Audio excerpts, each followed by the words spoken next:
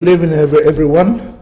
Once again, welcome to another round of live talk with myself and, of course, every one of you out there.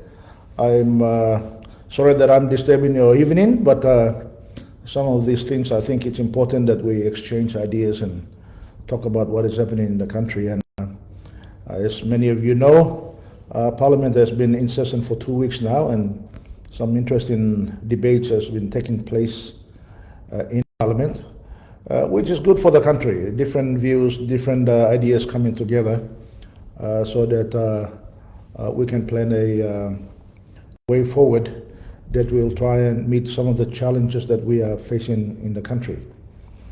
I know that life is not easy, but I am sure that we will get to the end of it by making sure that we make our people's lives much more comfortable and easier by making the right decisions in government that will be able to deliver the services and the expectations that our people have on not only the government but we as leaders in the country. Tonight I stated to you before that when I gave notice that we will talk tonight, I thought it is important that we exchange ideas tonight where tomorrow is the last day of Parliament, and I intend to see if some of the ideas and thinking that our followers are putting forward, we can capture them and try and debate if an opportunity arises. I also stated that we will talk about the new IMF loan that we are getting for the country that government has already negotiated, and I understand that the IMF board in Washington has approved it, and the announcement was made last night, and many of this announcement is now all over the social media, and of course mainstream media will pick it up tomorrow. So we will speak about that as we go on. Also, I stated to you that we will talk about the proposed gold mint legislation that is been proposed by government, that they are trying to I'm told that bring to Parliament, but I want to inform each and every one of you that that legislation is not before Parliament, but the debate is continuing around the country. And again, that is healthy, that we all give our ideas on what we expect from such a arrangement of building a gold refinery or a mint in PNG. And of course, the third thing is about the cost of living and of course jobs and all the other things that come together with the way the economy is performing, and I will give some highlights and my thoughts around it. And you don't necessarily have to agree with me, but those are my thoughts, and hopefully I think that it will be able to give you some light on what is happening not only in Parliament but around government and around the country. We have an opportunity as leaders. We speak to a lot of people, both in industry, both in the community, and of course investors and bureaucrats, and the list goes on. So it gives us a sort of a good perspective of what is happening in the country and especially the challenges that we have in the country. Today, let me start with the very much discussed issue about gold mint that is been proposed. This is not a new idea. It has been around even before my time in government. Many governments in the past, from Somare and everyone else, the discussions has been going on about the possibility of a gold developing country, producing country like Papua New Guinea, must have its own mint so that we can have a gold bullion reserve in the central bank and stabilize our currency. And it's not a bad idea, but I can tell you that it's not easy either. This particular proposal was put to PNC government when we were in government, I think in 2014. It came to cabinet a few times. We took note of the proposal which was put to us, including equity and the other benefits that they were offering to PNG. But NEC took note of all those, We did not decide then and then that we will go to Parliament, even though there were several drafts of legislation put forward to us. But we decided to refer them to the agencies of government, particularly those agencies that were related to the gold mint and mining industry, and more so the legal officers of our government, particularly the state solicitor. So you will notice in some of the decisions that we have made that we thought that it was a good idea, but we referred it to those agencies. Over time, they got back to us saying that some of the things that was being proposed in part of the legislation that was coming in included serious infringement or interference into the existing legislations of some of the agencies of our government and the government system, in particularly the mining laws, and of course the police and the central bank. What the new legislation for the gold mint was proposing was that they will have their own police constabulary to manage their own activity because of the sensitivity of the industry that they were in, and that they get certain exemptions from the central bank. The fear about that is that once we start giving exemptions to people about the key roles of the government, like police and the central bank and monetary regulations and so forth, we're not going to know where we are going to stop. So we kept on encouraging our people to find a solution and talk to the proposers of this project. And of course, in 2019 we got there was a change of government, and the new government came into shape, and that proposal was brought to them, and of course they brought it to cabinet, and the cabinet made a decision, and some of the things that has happened is history. But project agreements have been signed, I'm told. I have no copy of it to give you an opinion on it. But given the debates that are going on and the sensitivity of the industry itself, mining industry, which is a foundation of our economy. The resource sector is the foundation of our economy. We are a resource-based economy. So any form of interference in there is a very long-term effect in the way the economy performs. So this is not a question about one-off project. It is about a long-term effect that it will have on the economy of our country, and I urge that government take time. There is no rush.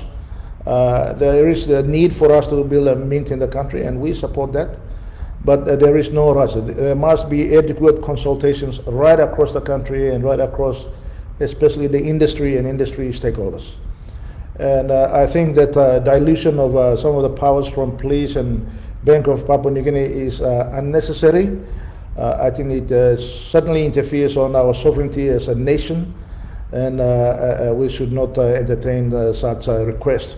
And the investors have to know that doesn't matter wherever in the world you are.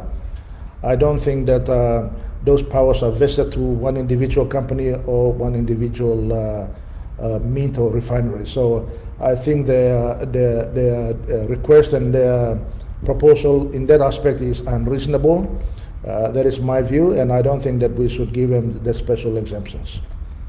The last time I understand such an exemption was given in any of the Westminster style of government was to the East Indies company that was in fact administration of the continent of India, or the country of India.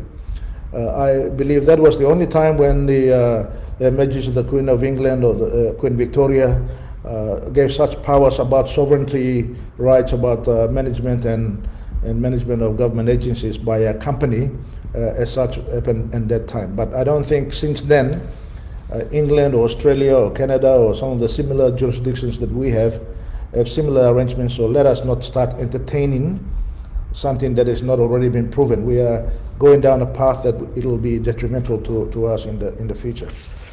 And lastly on that, we must have control of the resources, and I think it's important that we look at this proposal. And I was heartened by the fact that the Prime Minister today on the floor of Parliament stated that the consultations will continue. So it's encouraging.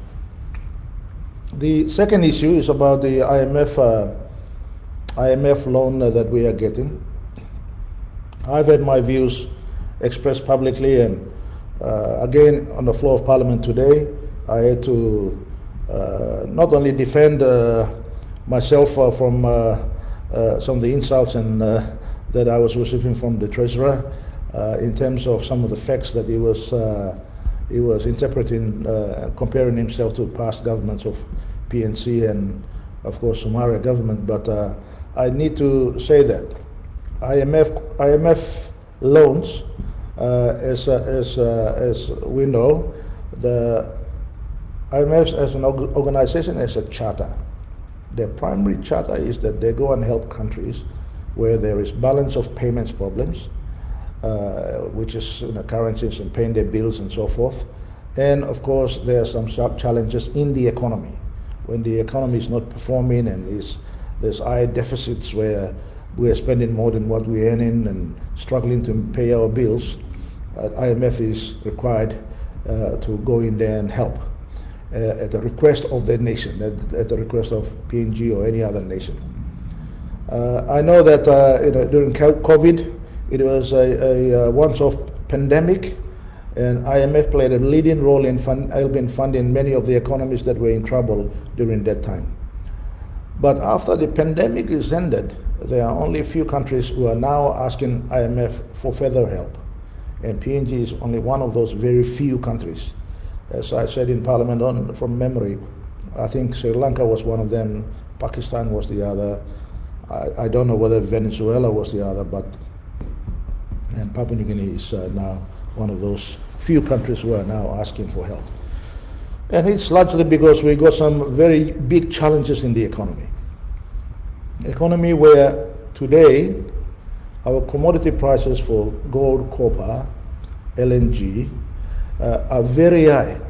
Oil, they're all all at its peak, and largely it's due to the recent COVID pandemic and the ongoing Ukraine war that is happening. But those are globally global prices which were influenced by supply and demand in the global market. PNG has got no control over that. We are price takers, and we will continue to be that. And I want to say that these prices will come down.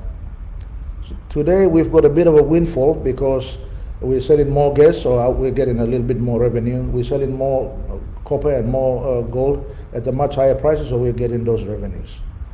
But as we are earning these revenues, we are also spending more. The last time we had such revenues was when the prices were very high in the Somalia years in the early 2000s. That's when everybody who's slightly older, like myself, will remember that we had surplus budgets and we had surpluses in trust accounts everywhere. Now, I am not in the business of criticizing other governments. I was part of the Somalia government, so I take responsibility of some of the decisions they made during that time. And I was also on the opposite side, in opposition when Somalia was in government as well. So I understand these issues quite well. But when we had 6 billion kina surplus at that time, it was supposed to have this big boom that was supposed to take place, largely driven by the Papua PNG LNG project.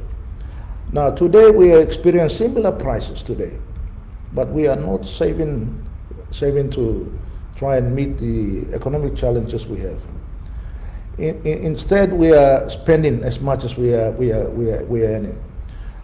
I can give credit to IRC and I give credit to Customs, who are collecting record taxes. When we left government, as I said in Parliament today, when we left government in 2019, we were only collecting 13.6 billion kina internal revenue in the country.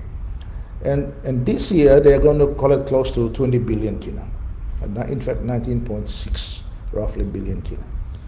Now, that's largely due to the increased activities and collection And over the many years, from Somalia government to our government, we've been investing in capacity building for these institutions so that they can go out there and improve their technology and of course consider collecting more taxes and more revenue for the nation. It's starting to work, so we are very pleased with that. But at the same time, we are increasing our expenditure. From 2019, we had 17 billion kina expenditure for the total budget, and today we have 24.5 billion, which is almost 25 billion kina. So whatever windfall we are getting, we are spending as we go along, and we are having no savings. As I said earlier, much of the prices will come down and our revenues will fall. When they fall, we don't have a backup to try and meet it. We'll continue to go and borrow. When we left government in 2019, our public debt at that time was 33.6 billion kina. 33.6 billion kina. About 35% of GDP. At the end of this year, we are projected to be around about 59.1 billion kina. That's data coming from central bank and the budget papers that government presented. So you can see that our loan is increasing. So if we don't have a savings, we will continue to go and borrow to try and meet this big expenditure now, targets that we are setting. We have to find money to fund them. So I think it's important that this IMF loan, we look at it in perspective. IMF has now set up an office in PNG for over 1 year now. And they have got a program that is going. There's a staff monitoring in office. They've got staff in there monitoring our performance. So they call it the staff adjustment program, structural adjustment programs that they're proposing. Now the conditions of the loan from 3.5 billion kina includes: one, we are now going to review how we're collecting our revenue. That means reviewing tax and customs. In most likely event, taxes will go up. They will propose that we continue to increase our taxes. Now, the problem with that is that there are only very few people and few companies in the country paying tax. Because of one, there's no new investment coming into the country, and two, lack of employment opportunities. So less workers, less companies operating, and less tax.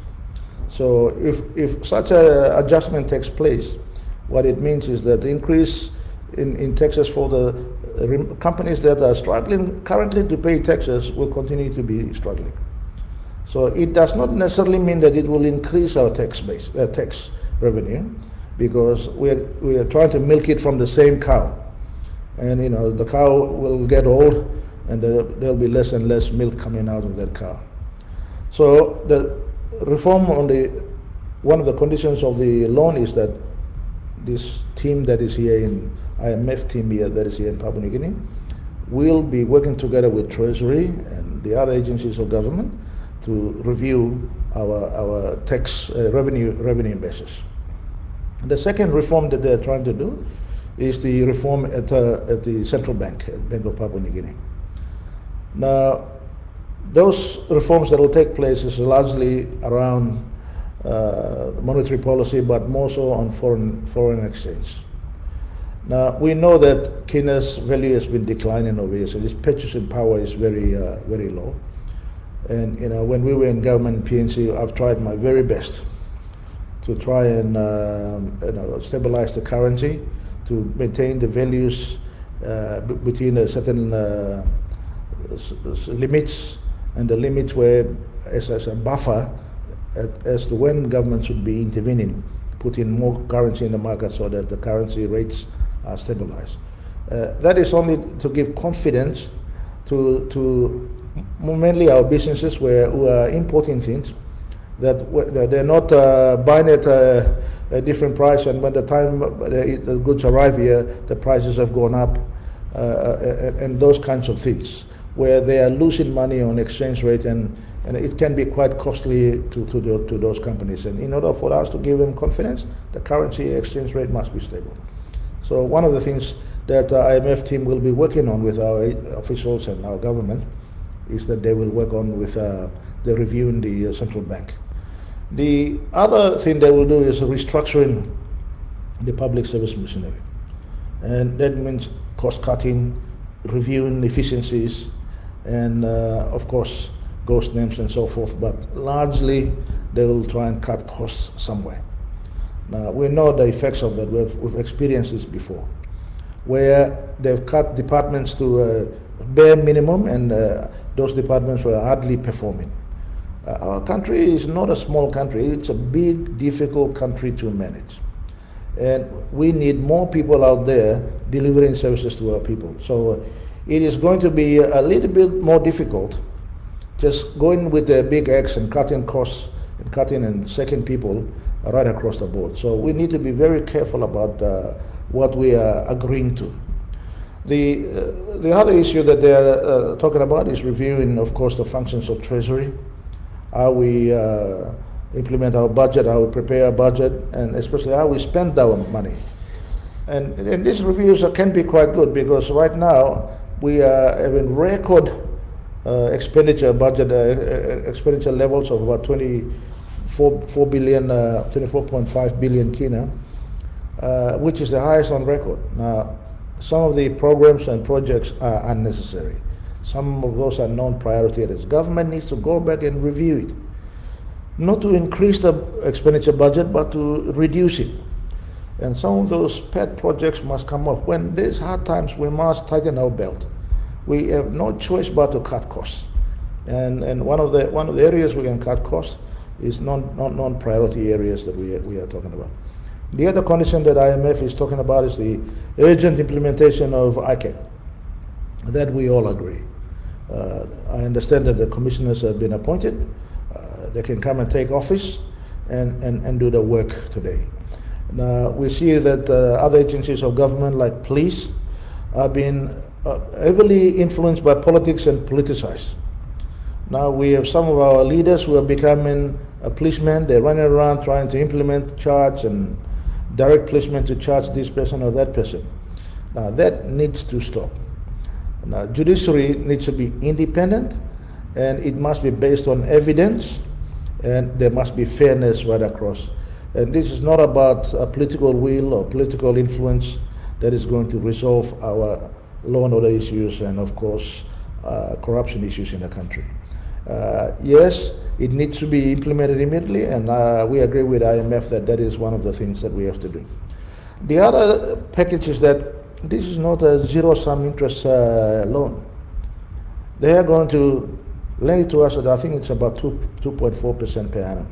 And it's going to be deferred. The repayments going to be deferred for at least another 5 years. That means that every year we are accumulating the cost. The interest cost will be added on. So we are just simply deferring the obligation to the future governments and future generation. And in my view, whilst we may need it today, we must think about tomorrow. And tomorrow is when we are going to be painfully trying to repay these loans. So I think my views on IMF and its interventions in PNG are well documented and well known. I said in Parliament when Somalia was in government, he resisted that. When I was in government, I resisted that because of the pain that it brings.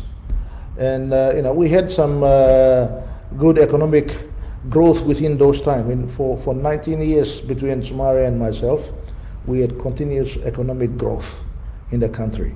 So we didn't do too badly. Without the interventions of IMF and World Bank, we were able to sustain and live within our means as we progressed. So all in all, I can say that it's going to be a difficult ride, but our government has signed up to it.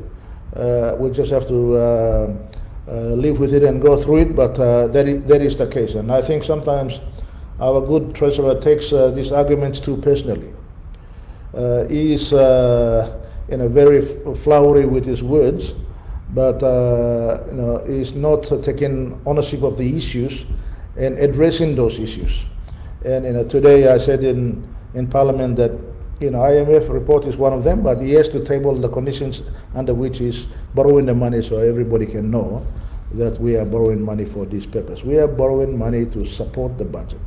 That's the bottom line. And finally, on IMF, I want to say this. Even the loans from the Australian government, loans from Japanese government, loans from ADB and World Bank and so forth,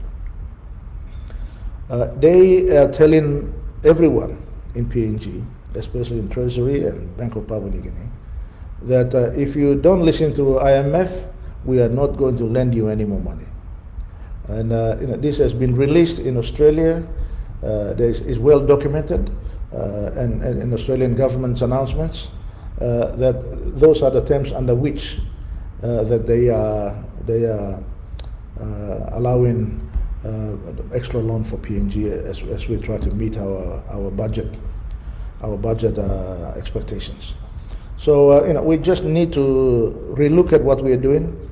I think that pressing issues, when we are doing so well in revenue from these boom resource prices, and then we are overspending.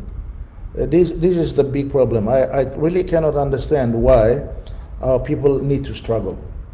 I don't think we should be struggling. We should be balancing these things out quite well, so that we have less stress on the cost of living for our people. And today I told the Parliament, and especially our Treasurer, when he talked about helping Papua New Guineans with 1.1 billion kina in the last budget and this year's budget, that's quite a misleading statement. Yes, it's provided money for project fee subsidy, it's a 200 kina, and of course he said we have provided that money for help for people who are buying fuel at the fuel stations and so free subsidy. But as we know, we've got a population of 8.6 or 9 million people, and there are very few people who are going to benefit from that kind of assistance. What he doesn't realize is that every day people are receiving the same pay packet. They're going to the supermarkets, they're going to service providers, and paying much higher prices as days goes by. And this is changing weekly or monthly, and prices are continuously going up. And this is the issues that he should be addressing. And this is where we differ, that we think that, if he talks about improving living standards of our people, he should be worried about what they are consuming, what they're eating every day. He should be worried about the quality of health that they are receiving, quality of education they are receiving. He should be worried about the services they are receiving, like power and water and sanitation. He should be worried about the sort of infrastructure that they are receiving, that is roads and ports and wharves and jetties and of course airports right across the country. He should be worried about these things that matter most in delivering a better quality of life for Papua New Guineans. And none of those are adequately addressed. Most of them are done in piecemeal and it's all over the place. And some of this is a continuity of what we've done with the past governments. And those continuity of those projects are delivering the projects, but there is no forward thinking about where we build from there onwards. So I've urged the Treasurer to look through those and ensure that the cost of living is about exchange rate, inflation, and of course the prices that some of the traders who are charging in the price control mechanism must be in place, and of course import replacement policy must be to urgently moved forward in a fast manner, so that in some of the products that we can replace immediately, government must start fast-tracking those so that we can manufacture them here or we can produce them here, so we replace the imports and reduce the price and continue to feed our people as we go along. The other thing that we've been debating in Parliament over the last few days is about jobs. And again, the Treasurer and I differ again on this as well. Unfortunately, the Treasurer's Treasurer's numbers are quite different from the numbers that I'm reading, and he has quoted the studies from reports from National Statistical Office, and how many people are in job and out of job. But as we all know in this country, the reliability of this data is very doubtful, very, very doubtful. What I can say is that for certainty is that during the COVID period and coming up to now, a lot more people are out of work. I don't need any data to tell me this, because I feel the pressure, because my the people that I'm responsible for are also giving me their pressures about surviving on a day-to-day basis.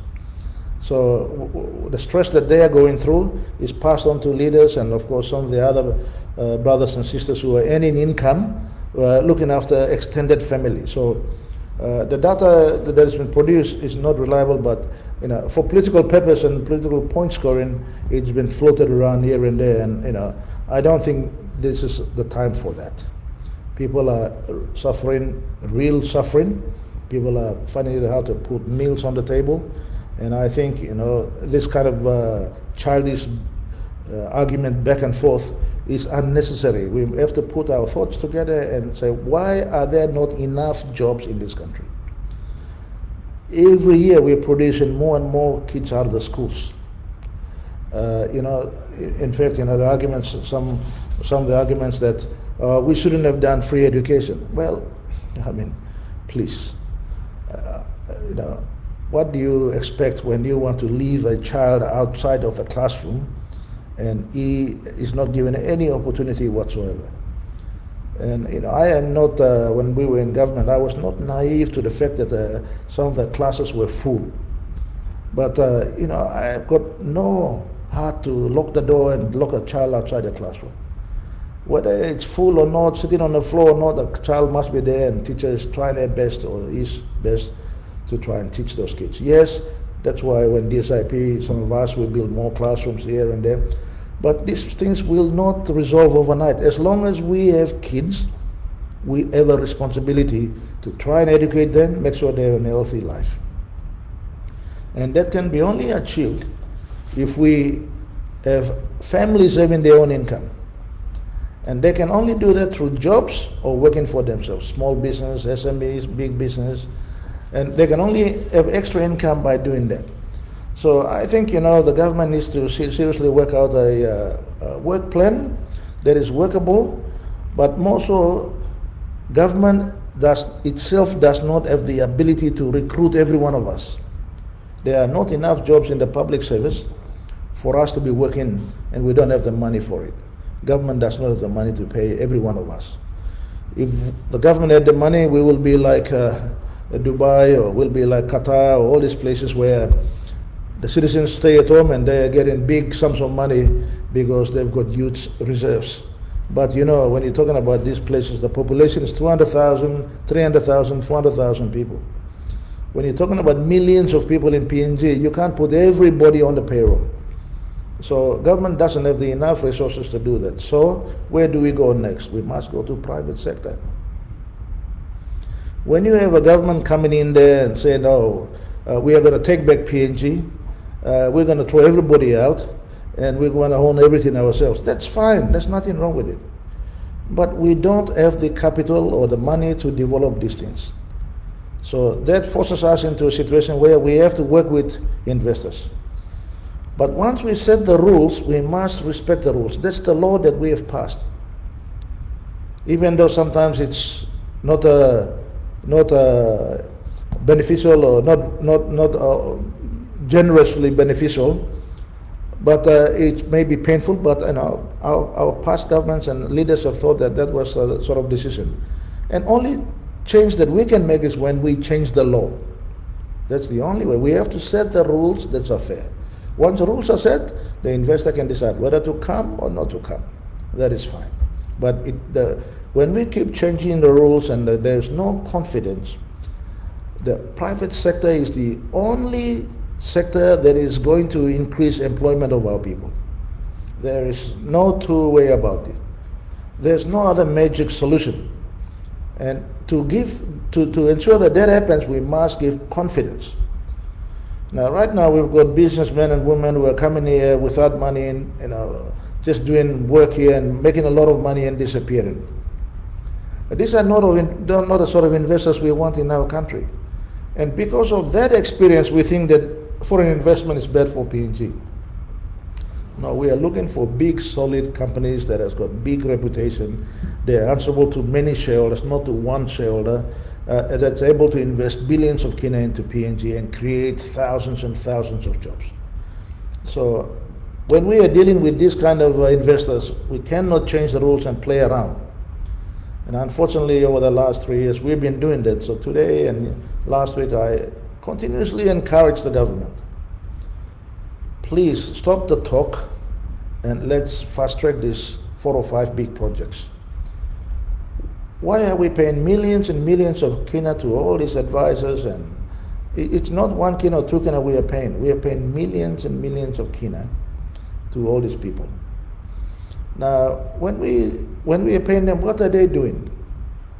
How are they not sitting in a room and resolving the differences and coming up with a solution that is acceptable to all parties? It's not difficult to do that. It is about facing the other party face to face and ironing the issues up. Say, this is what my people expect. This is what your shareholders expect. This is what we can agree on. And I think it's important that we get these projects off the ground. WAFI and Papua LNG. I'm very pleased that the FEED has come to a start, and when the FEED finishes, they'll come to the final investment decision. And I think it's important that we allow that this resolution of the outstanding issues like development forums and so forth that Governor Eveta and the other central province governor are asking for must be conducted peacefully and probably as quickly as possible so we can start moving the projects forward. WAFI is another one, just been delayed unnecessarily. It has been on the cards for 6 or 7 years. Now, I think time has come. The Morobe provincial government and the landowners and everybody are now ready to move forward. The developer is ready to move forward.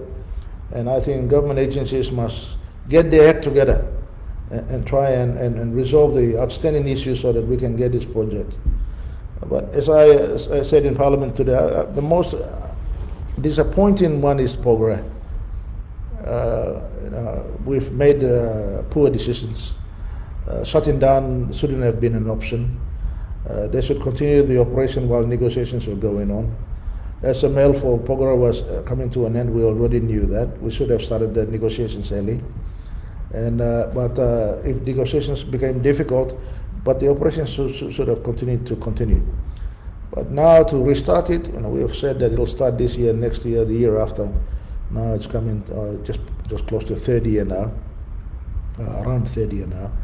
And the opening date that was put, that conclusion date must be 30th of March is approaching, or 31st of March this year, by the developer. So it'll take now huge capital investment to restart the mine. And not only that, we have we had to forego revenue to the nation, which I'm told close to $1 billion kina a year.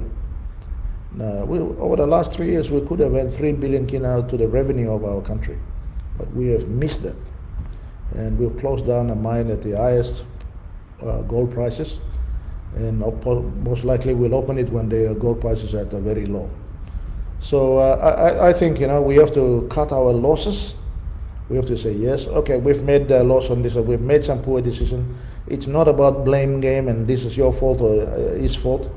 It is about taking the ownership and say, okay, let's get it opened and let's get it production moving, so that we can get those contractors and employees who have been put out of work back to work and get some activity going along the economy, for the economy of our country. So those are a few things that can immediately kickstart these employment opportunities that we are talking about. But the future, as we have always said, is agriculture. The government needs to put more money, and we have tried it, but with the limited revenue we've had. Now the revenues are coming quite good. These are the investments they should be making. Buying and reviving, probably some of the government needs to participate in it if it needs to be. some of the big plantations that are run down and the banks have foreclosed on them, and because of various issues over time. Those are available, and they're still functioning at very, very low production rates. But once you have new investment coming in, it can drive production up and the growth of the agricultural industry. Fisheries is another opportunity where we can get more jobs. When we put the tuna factories in Leh, and of course when Somalia government put the tuna factories in Medan and Wewak, you could see the thousands and thousands of people that were employed in those industries. And it's not hundreds, thousands. Again, we've got the resources like tuna. There is very big stock in this part of the world, and we can provide the labor that can run those factories. And I think, of course, you can be able to export as, we've been always claiming that we are the tuna capital of the world. We could be. Well, it's not impossible. It's not impossible. We can do it. And I imagine our government to focus on this. If there are people who are wanting to invest in establishing a tuna factory a year somewhere, encourage them. Give them the benefits that we've already set out and the other tuna factories have enjoyed. Same incentives should be given and get it started. Tourism, we always talk about tourism. People are sick of coming to Port Moresby. Open up Kokopo and other places as international destinations. Now that we have extended some of these airports. Some of the airports now can get bigger planes like in Hagen and everywhere. International flights should go directly. And we need to avoid these delays and things happening where tourists don't like to be inconvenient. They want to go to the destination they want to go, and they want to enjoy the environment that they're in those destinations. If you start mucking around with them, nobody will come to our country. And today we have a similar problem. One is law and order, and two is our ability to deliver a quality service and to the tourism industry. This has got potential of employing thousands and hundreds and thousands of people.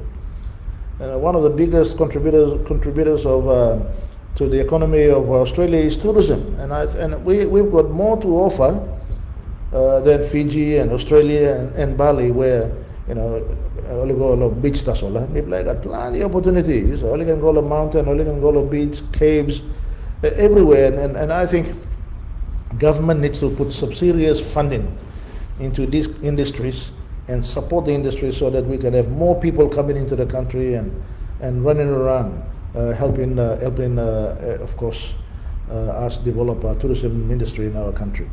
But most of all, we must invest in law and order. Police discipline. Now, doesn't matter where you go in the country. Many of the policemen are now do not have earned the respect of the communities and our people. When you go anywhere, you can see that the people have no respect for the police, and that's because of many reasons. But partly because of discipline, and secondly because of too much interference in the police force, and the appointments and promotions and all these things. If you do not have a disciplined approach, you're going to compromise the morale of the entire force, and as a result, discipline lacks and the breakdown of law and order. And when there is no person to enforce law in a fair and diligent manner, when there is a lack of respect, people take law into their own hands. And that's precisely what's happening around the country. The police has no ability whatsoever to go anywhere around the country to try and arrest anyone who is causing murder or rape or kidnapping or anything. We hear about all these horror stories, but absolutely no arrest whatsoever. So this is quite disappointing. And if we don't fix this immediately, you can forget about the tourism industry. Every time anybody comes into the country, they'll get the protection of the police or security guards to drive them around everywhere. We cannot make security business the biggest industry in our country. That is supposed. If law and order continues to break down, that's precisely what is going to happen. That a lot of our young graduates and students who are going, they'll all become security guards. These are able, capable people. They need to be fitted into industries, and the talents that they have in other industries, we must continue to build them. So no, I'm urging the government, focus and leave the police force alone. Leave the defense force alone. Leave the CIS alone. And get politics out of it. If we need to have a breakdown, or we get 4 commissioners, regional commissioners, let's do it.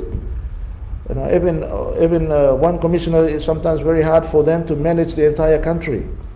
And you know, this is something that, you know, like Australia is practicing. They've got 5 or 6 state commissioners and 1 federal commissioner, but each operate independently.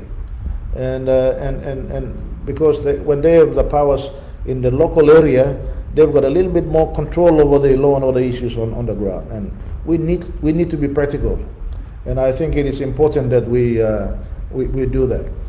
The other thing that we have to do is that I think, and I've said enough about the jobs and creation of jobs in the country, but I think it's important that we take note of some of the studies, like especially on the jobs, as I said, on National Research Institute, the recent survey that they've done. I got a report the other day that some 68% of people who are between 14 and 35 are unemployed. They've been educated, trained, skilled, but unemployed, and that is a huge concern.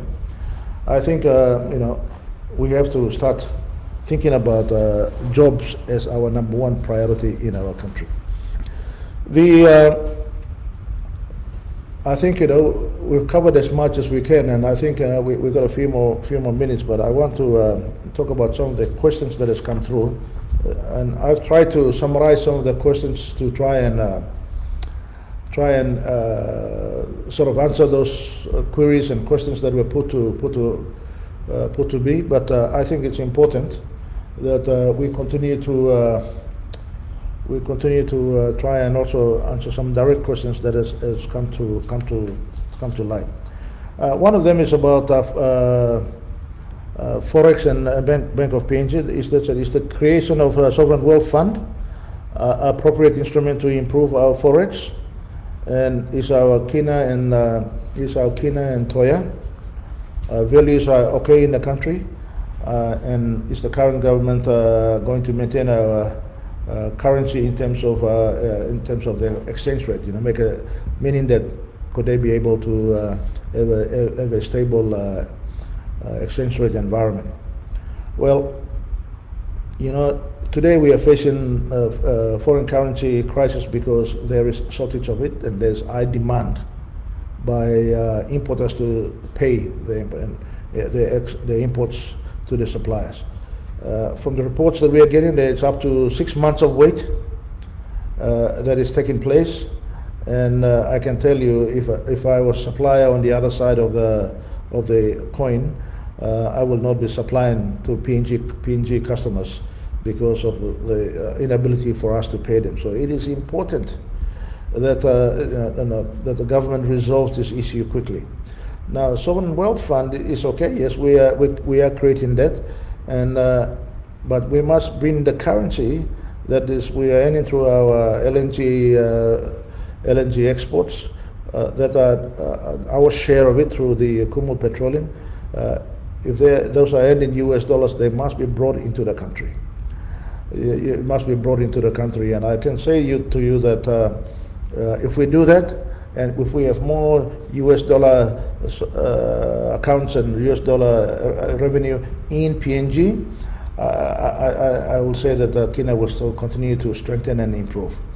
Also, I'm concerned about the central bank shutting down some of the accounts of some of the exporters who are exporting to earn foreign currency in, and also some of the investors who are bringing foreign currency into the country. They've shut their accounts down, accounts meaning that the accounts for in US dollars or euro dollars or whatever currency that they were allowed to open in the central bank or whatever bank, Westpac or ANZ or BSP. And they said convert all those into Kina. And obviously when you do that, they are not bringing the currency into PNG. So they'll keep it in Singapore or Australia or China or Japan, and they will bring bit by bit into the country because they don't want to quickly convert into Kina, because sometimes they have to pay bills, especially big bills, in foreign currency, and if they have a foreign currency in PNG, they are able to do that. But the main thing is this, that currency is parked in PNG. So I think, the central bank needs to review that. You look at economies like Singapore and Switzerland and Luxembourg and all these places where banking and financial industry is one of their most important industries. I think it's important that they encourage investors to bring money into the country, not take money and mibla passing account, blibla, current money, blibla, nego. If there are irregularities to what they bring in, you have the ability to check where is the source of the money, who is bringing the money in, what is the money for purpose. Those questions the banks and the regulators can ask. But just blatantly stop everybody's account, it's something that I think it's important that we review it. We must encourage people to bring foreign currency into the country. Economies like Philippines, they continue to have remittance going back. There are millions and millions of Filipinos working right across the world. And one of the biggest currency earners is the remittance. And I think it's important that we encourage such people who are trying to bring money into the country, encourage them, because it will strengthen our economy. The other question that has been asked is why is there a high crime rate in the country? Well, there are many reasons. One, I think in PNG we are spending too much time playing politics. And if last election is an example, and I'm not saying only last, I think the previous elections, every year it's getting worse and worse, every elections. And now you see every community you go, they are simply talking politics and not working. And not working because they're lazy. They're not working because there's no job opportunities. There's no income earning opportunities. And the government must be able to provide those opportunities for our people. Trying to get people to be engaged. One of the things that we did about free education and subsidized tertiary education was trying to keep people busy every day. So they're not thinking about doing all these wrong things and hanging around in groups and causing problems for the society and communities. If kids go to school every day and kept busy, and if students go to university and kept busy, all the youth have an employment and skills to do something, they have no interest in doing anything else. And secondly, if they have a job that is feeding their family, they will look after the job. So our people can do it.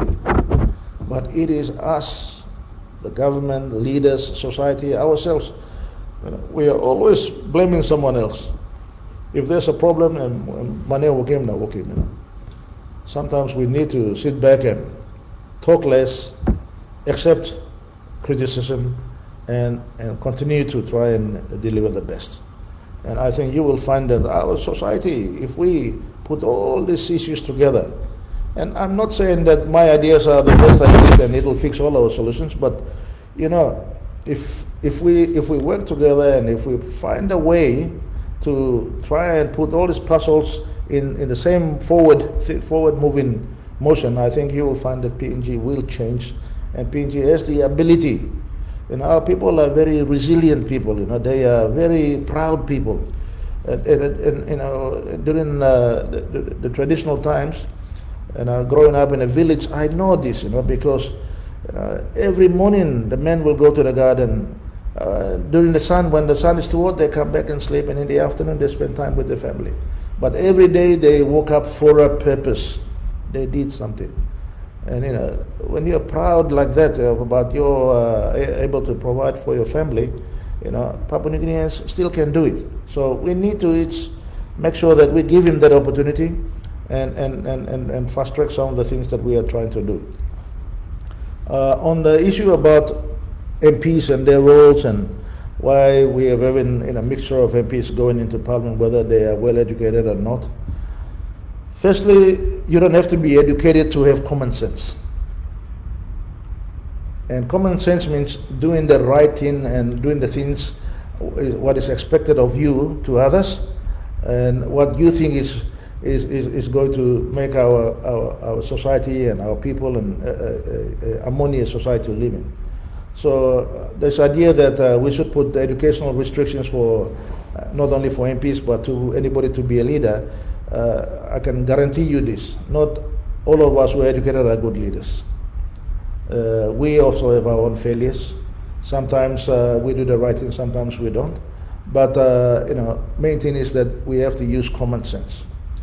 And what we have done, and I think some of us are partly responsible for this, is that when we establish things like DDAs and getting DSIP and PSIP going to the provinces, we thought that we were resolving the issue about this money controlled by national government, and everything gets lost in Waigani, and our people in the provinces and districts were suffering. So we tried to shortcut that and take it to the districts. But now more and more the leaders are getting involved into the management of those funds. This is where the problem is. We should set the priorities, and management of the funds should be left to the public servants who are running, or executives who are running that district and that province. And only then you will see these backside Toktok blow, also or leader also na give kan name na yusaw. None of us feed each other. We are here on our own, and we try to survive and do the right thing. It's easy to call names and point fingers, but sometimes we get confused that the expectations are not being met, and then the name calling begins. But I think it's important that we demarcate the responsibilities very well. We have to get the leaders to become lawmakers and leaders, not necessarily service deliverers. And once we get that right, you will find that the leadership and the respect of the leaders will return. Right now, if a health hospital is not working, or if the classrooms, schools are not working, they all blame the leader. But leader, I'm not teacher, I'm not doctor. He provides the leadership, and he'll try and make sure that the funding that national government promises goes to the districts. But I agree with many that members should not interfere with the funds that are going to the districts. We set the guidelines, we set the budget, we set the priorities, and say, now.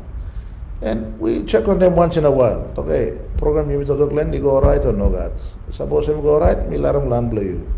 If they do not do the right thing, we can be able to move that on. And I think we need to now start reviewing. After almost 10 years or so of DSIP in operation and PSIP in operation, we need to review how we distribute the budget throughout the country. And I think one of the other ways to do this, probably we give people bulk. Like suppose, say you may got say Medan province, you may got budget for 400 million kina one play here. We said, okay, Medan, babla give you 400 million kina. You employ more public servants below you. You employ more district managers below you. You buy salary below, but people give him every month, but people give him 40,000, 40 million, 40 million, 40 million. Why Ghana should just give the money to them, manage it. But with conditions, audit, reporting, accountability. Now, suppose the sign come up, intervention can come up. So laws can be strengthened like that, so the governors can go back to the provinces and stay there. And of course, the members can become legislators, but the district administrators and provincial administrators can take ownership of running this province and districts and provinces. So, misawel some you make a plenty, there's a lot of uneasiness, but it's a learning experience, and we know now the shortfalls, so we can be able to try and tighten the management and implementation of some of these policies. That is much needed. That's what Toktok blow. You mean talk? Money must not go to district and province. Please, you must stop it, man. Just say, let's find a way to manage it and make accountability stronger. Because suppose you may stop him all this money go to one district, we can talk him you straight. We can talk him you straight that okay the district by na brown good now, okay the services by na brown good na by go back passing where 15-20 years ago. where you may nogat road, nogat maintenance, nogat or something, and is our people were suffering even more. So if there is issues about corruption and mismanagement, be specific. Take people to be accountable, and let's move on from there. Now, some people are saying that some questions, very good questions came to time used up also Prime Minister, some brother also James Moravian, don't pole work lo talk also mibla now work lo fixing all problem lo you starting all this program na you saw some passing also you borrowing planning money, you giving contract you plan the line. Now, mibla work lo prime this law go back now. This is something. Now, I've said this a few times before, but let me explain again. Lo side lo borrowing money. Lo this la 33 billion kina lo 2019 total money lo 1975 igamin up lo 2019 33 billion kina. So mami totok lo side lo miyad. Lo this the time you stop. Time you mix yung government lo sumare close to also 9 billion kina and loan is tablo time lo 2011-12 na ikamata lo time lo imi lo 33 million but mi pla si money lo building or something na plan di lo odas la imi all brother imi to taga imi lo ran lo odas la road na or something imi building land but plan di lo odas la money and you mix lo ADB, you mix lo Exim Bank, na you mix lo World Bank na Australia. One play expensive loan taso limixim lo loan taso limit of bond, and there's la bond market and one play big la apart from loans and narbla big la instrument lo money also using lo borrowing money lo narbla country. Almost every country in the world so issuing this la bond. Also to only believe lo country only buy this la bond blow you also will buy stock. Now only giving price. So time only give me blah price. That's the time people Salem bond. People like raising 600 million. Online like I'm master limit. I think close to 2 billion. 1.8 somewhere there. And the interest was I think it was about 6.5. So there was huge confidence in PNG. It was testing the confidence about PNG. 600 million kina out of 33 billion kina. All narbla all concessional loan. One time loan blow you me lo inside the country lo Bank of Papua New Guinea. So this la totok blow you me talk tribal loan lo expensive loan there lo politics taso limit total. No got one man come out not also. 6.5 million something there blow you me testing confidence blow financial community in the world. You saw also this la bond issue or something all big company also Exxon Mobil, Total, even or country also US, Japan. Okataman say going to use this level testing confidence blow financial money markets around the world each individual country and each individual company. So one plan new play instrument you may start in the Papua New Guinea also this level money you miss a sana blow and then the DIY lo boroko about you miss a toggle some tomorrow but me current tribe money back again. Me play walking law this way strong country blow you mean. But politics now some brother thing also more loose in area. Boltu stop one time don't pole one blood trust problem me James Moravian finance minister problem me all this stuff inside the decision time you working but I'm right to black and talk good lo me go come but you saw me leader man so me must accept my responsibility and one plan. Number 2 to talk lo side where or talk me giving plan the contract go all foreigners now. All the Slaman Nusati Toktok lo the kind way too, also way too. Time ADB giving contract or giving money lo you may walking one road or airport or one wharf. Or time Exim Bank lo China or all not Exim Bank giving money lo you may walking same or some road or something. One condition blow out or company blow yet must come now working. Me play na go na inviting one company that you come na working this plan noga. All yet make more company all karmika all yet you only put him tender out now yet select him na give him lo yumi. And because only give him dinaw lo yumi. Lo 1.5%, 2% and dinaw also give him all dog condition namna. Na only got tribe scrutiny lo desla. Na all got tribe lo Toktok lo desla.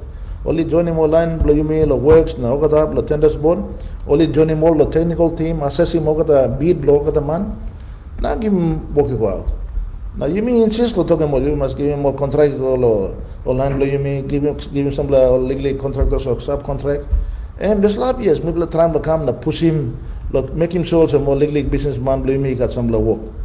But all problem money, only working some conditions or brother to some time to talk each other. Yes, politics na you like some mark na to talk to solve, point na to talk to solve. You know, some time you may to talk lo fair way na you may look. Na time time you blessed up the government economy bagarap no something, but we can talk in here. Time Somalia some government lo 2002, ika minab lo 2019. Mina worry to mas one report you read him.